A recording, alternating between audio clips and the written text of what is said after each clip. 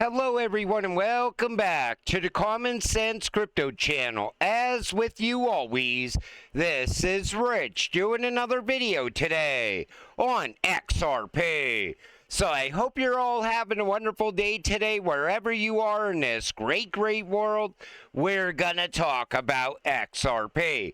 And I gotta start with this. XRP Army speculates on billions in Ripple Escrow after this action by the U.S. government. So the U.S. government is taking ownership in more companies. And Zach Rector says, I wonder if they would like some XRP from Ripple's escrow too. And I saw a lot of other people saying the same thing. Maybe they will acquire a stake in Ripple. But I think the U.S. government already has a plan for where we go from here. I think RLUSD will emerge as the U.S. digital dollar. I think that's why Ripple was meeting with the president even before he was elected back in the summer of 2024. I think the president most likely wanted a different option, an option other than a central bank digital currency, and Ripple said, hey, we're launching a stable coin. You could utilize that as the digital dollar.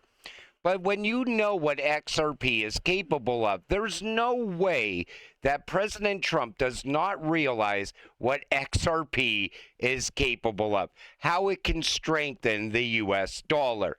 You got to remember, they were talking about XRP back when he was the president in 2017, 18, and 19. They were even talking about a central bank digital currency back then, a digital dollar back then. I think everything that they talked about then is about to come to fruition now in 2025. Analysts suggest thinking of XRP as just payments is primitive. Here's the real deal. So why XRP can hit $10,000 as its utility expands beyond payments? What they're saying is because of everything else that's happening now and how Ripple moved away from just being a payments company into becoming involved with tokenization and custody and so on. All of a sudden, some people believe XRP can now hit the $10,000 price point. But other people argue that that will never happen. My thoughts on this are like this. Why can't it hit $10,000? What's holding XRP back from hitting that price point? You can't cite market cap because we have the market cap multiplier for XRP. It's always around 400 or 500x. So whatever money comes in, it moves the price dramatically. Then people would say, well, previous cycles, listen, this 4-year cycle idea, that's also going away. Once utility shows up, that's going to change the 4-year cycle forever. Everybody keeps saying the four-year cycle's ending for Bitcoin. Yeah, because utility is going to end it. But when the creator of XRP, Arthur Brito, said that it was built to be a $10,000 asset, I don't think he was joking. I think what he was telling you back then was at some point in the future, when all of this comes together, XRP will be a 5-digit asset. And right away, people would ask me, what's the timeline for that to happen? I think it happens before 2030. I think the timeline is more for around 2027 to 2028. I think by then, CBDCs will be in place in almost every single country. They will be live in almost every single country. And the countries that don't have a central bank digital currency, they will have a stable coin by then. The digital dollar will already be gaining momentum by then. And I think most of the unbanked population of the world will have access to a bank account as well. But then you factor in tokenization. And by then, I think tokenization will be astronomical. It's going to be well into the trillions of dollars in real-world assets. So the idea of XRP never hitting $10,000, I think it's more likely that it happens than that it doesn't happen. it has a better chance of going to 10K than it does going to 0. And this comes from Johnny Deaton. I predicted this just like I predicted Gemini's XRP card would be Gemini's most popular credit card. In fact, I think XRP holders made the Gemini app surpass Coinbase app regarding recent downloads. Remember, 75,000 XRP holders from 143 countries around the world joined as an amici class in the SEC vs. Ripple case. Nothing like that has happened before. And Johnny Deaton's not wrong. Gemini surpasses Coinbase on US iOS App Store following the launch of its XRP MasterCard. Gemini now ranks 16th while Coinbase ranks 20th. That's the power of the XRP army. I knew there was going to be demand for that MasterCard. I think people are overhyping it, though. They're saying it's going to play a major factor on the price of XRP in the coming days. I think if this is going to bring value to XRP, it's going to happen over a longer period of time. This messy-haired guy talked about assets like XRP and Bitcoin as defensive assets of the future. Take a listen.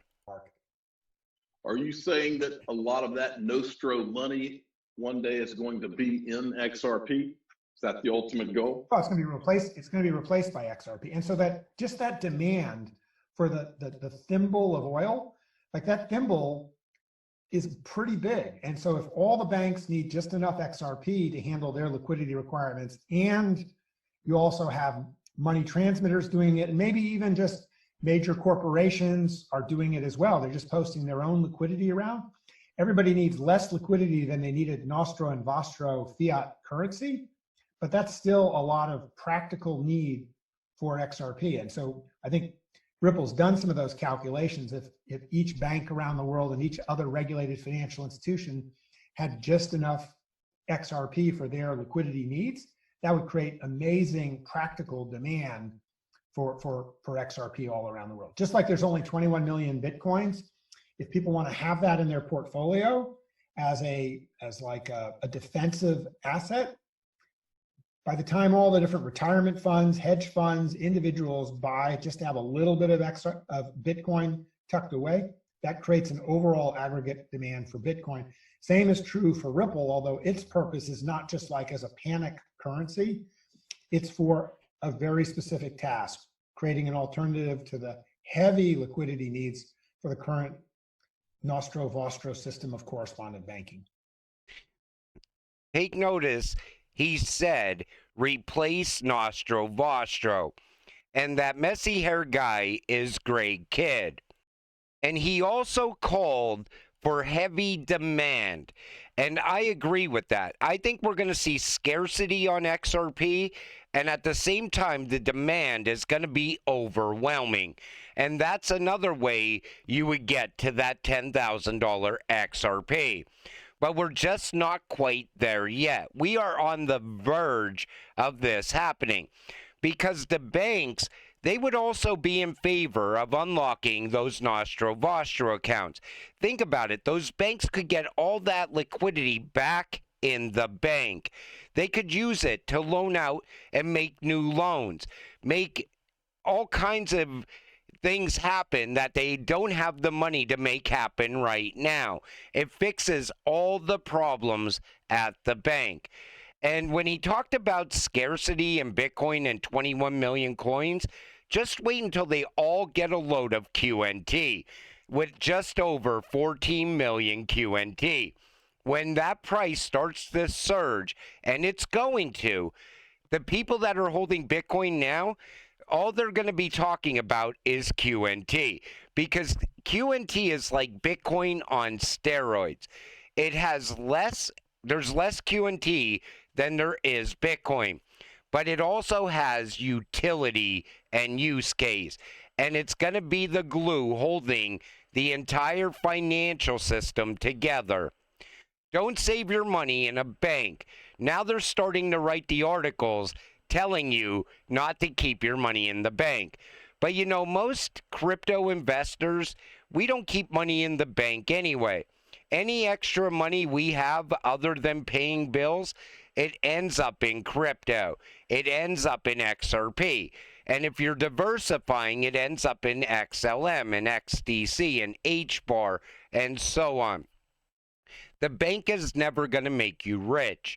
Crypto, however, can set you financially free.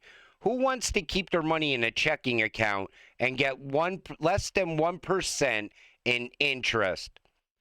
Bill Morgan pointed out, let's just not mention that SBI is a major shareholder of Ripple, and all the partnerships and projects between them involve XRP, and early next year, RLUSD.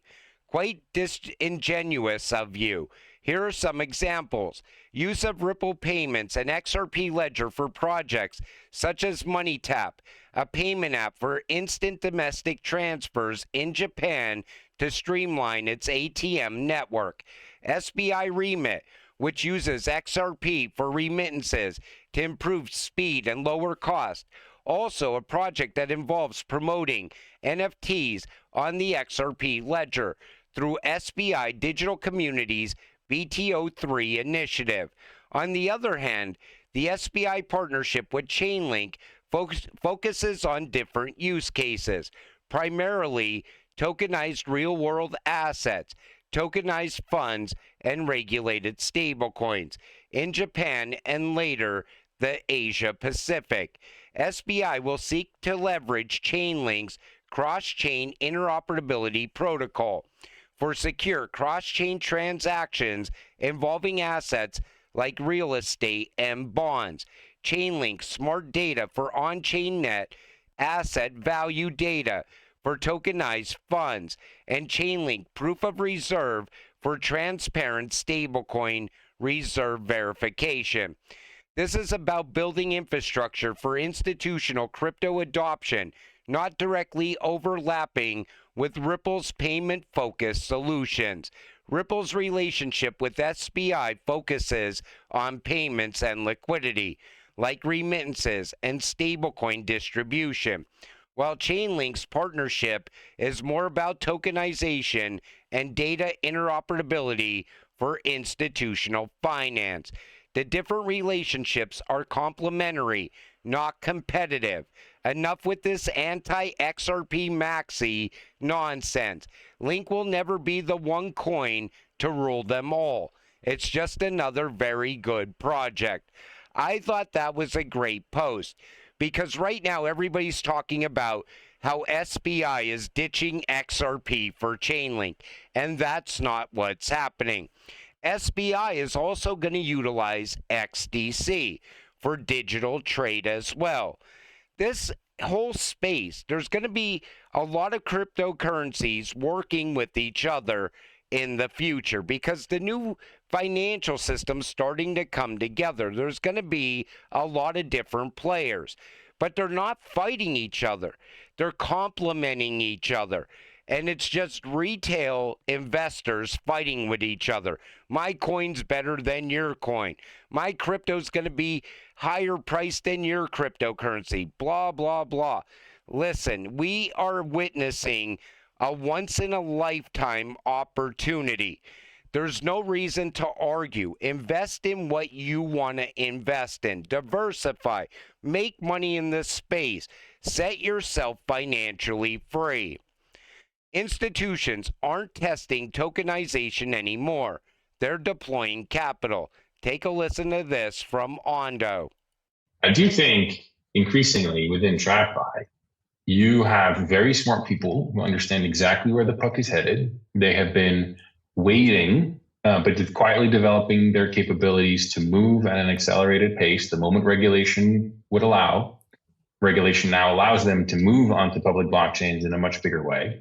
So the amount of movement that I'm seeing right now within TradFi is unlike anything I have seen in the almost 10 years that I have looked at it, and it's not even close. So right now, what he's witnessing is something that's happening within TradFi that he hasn't seen in almost 10 years. This is massive. What is happening right now is so much bigger than people think. We are watching the current financial system shift into the digital age. And as it's shifting into the digital age, we're already invested in it. A once in a lifetime opportunity. People don't realize that yet. You know, every time XRP has a red day, right away people want to sell and leave crypto. You're never getting this chance back ever again. Not in your lifetime. This is a once in a lifetime opportunity. You gotta ignore the FUD. You gotta ignore all the infighting inside of all of these communities as well. You have people in the XRP community that are FUDding on XRP. That's how ridiculous it's becoming. Stay invested and set yourself financially free. That's all you need to do right now. And until it happens, stay patient, stay positive, and let's get rich together. With that said, I'm going to wrap up this video. I want to thank you all for watching. I appreciate all of you. I'll see you in the next one. Have a great night.